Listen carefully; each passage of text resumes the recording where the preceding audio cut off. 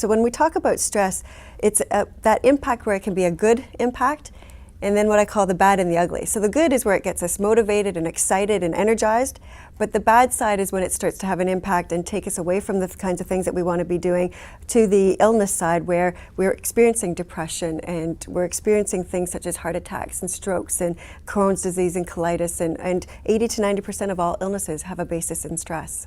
Understand, what are your early warning signs? And for some people, it may be, you feel it in your neck and shoulders, everything tightens up and tenses up. Other people, it may be in their breathing, where they feel like somebody's sitting on their chest and they're having trouble breathing. And so it's understanding what are your early warning signs, and then what happens to you when you've been in stress for a longer period of time. Where do you start to feel it? And that's where we'll see people saying, well, it keeps me awake at night and I can't sleep. Or, my stomach, I feel like it's always upset and I'm popping Rolaids all the time. When I talk about strategies for dealing with stress, I always use the SOS principle, and it was one of those things that I came up to help make it simpler for people to figure out what strategies to put into place.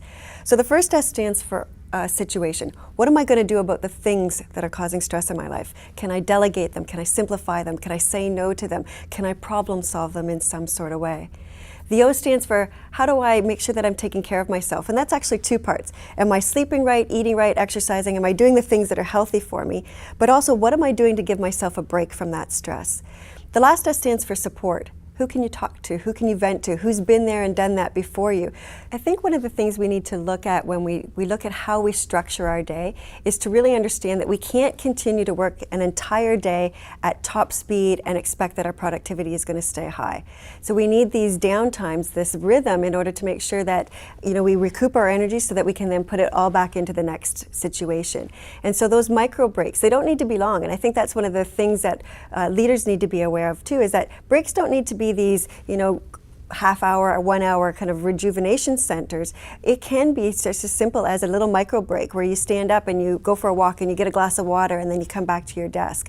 So when you start to feel that stress, or when you start to feel like somebody's sitting on your chest, or your breathing starts to get heavy, those are the cues that you need to put some strategies into place. And they can be simple strategies. Some of those simple strategies are probably the best one is just doing some deep breathing.